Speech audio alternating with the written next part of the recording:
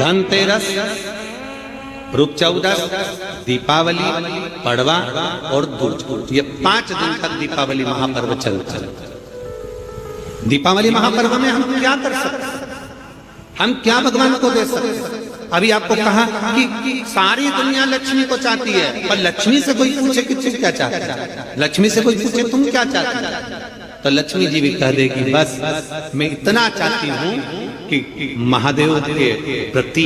भगवान के चरणों के प्रति आपका विश्वास जहाँ पर बढ़ा, आपका विश्वास जहाँ प्रबल हुआ, लक्ष्मी जी कहती है वहां पर मैं हमेशा खड़ी हूँ और तुम्हारे घर में हर पल में। पूजन का विधान बताते हुए स्वयं शास्त्र वर्णन करता है हमारे यहाँ। धनतेरस के दिन की जो पूजन है, उस धनतेरस के दिन की पूजन में आप अपने घर में जितनी भी, अब लक्ष्मी की पूजन जब आप करें, दीपावली की पूजन करें, उसमें मुहूर्त देखिए, मनाना, मुहूर्त पूछिए, मनाना। कोई मुहूर्त लिखा हुआ है उसका स्मरण। धनतेरस की पूजन करने में, रूप चौदस की पूजन करने में, पड़वा की पूजन करने में, दूज की पूजन करने में आपको मुहूर्त की जरूरत नहीं। आप तो प्रदोष काल, शाम का जो प्रदोष काल का समय होता है, उस समय पर बड़े प्रेम के साथ में, आनंद के साथ में, एक सुंदर आनंद से अगर घर में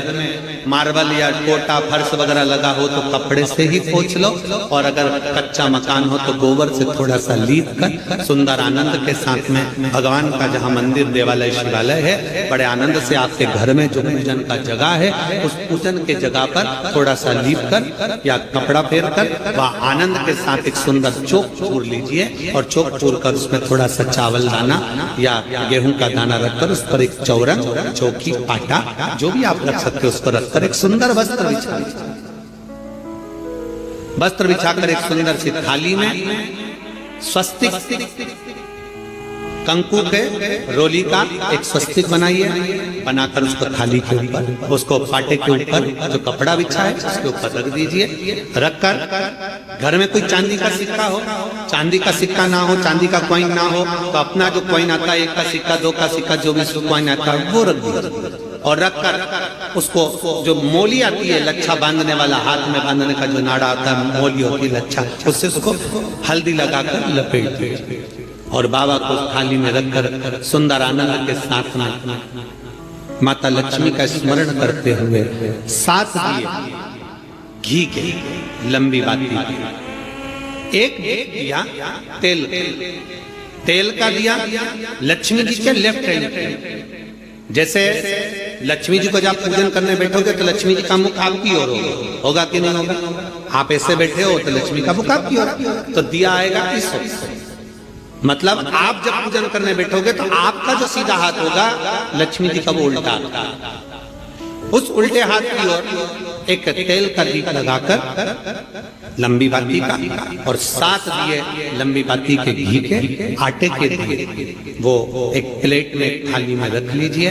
पूजन का सामान, कंकु, चावल, रोली, मोली, हल्दी की गांठ, अमरवेल, कमलगट्टा, खड़ा धड़ा, गुड़, ये सब सामग्री रखकर, कुछ भोग लगाने की सामग्री, कुछ धूप बत्ती आदि, इत्र आदि सामग्रियां रखकर, पुष्प आदि रखकर, जो कॉइन तुमने रखा है, सिक्का तुमने रखा है, 7 दिए सीधे हाथ पर लक्ष्मी, 7 दिए जो तुमने आटे के बनाए हैं उसमें लंबी बत्ती कर सीधे हाथ पर बनाए, उल्टे हाथ पर तेल का दिया जलाकर पूजन की थाली में जो सामग्री रखी है जल का छींटा देकर, बड़े प्रेम के साथ वस्त्र समर्पित कर और रोली, चंदन, मोली, हल्दी जो भी है, मेहंदी आदि सब सामग्री समर्पित कर 5 अमरवेल के टुकड़े, 7 कमलगट्टा, 5 अमरवेल के टुकड़े, 7 कमलगट्टा, 5 हल्दी की गठान,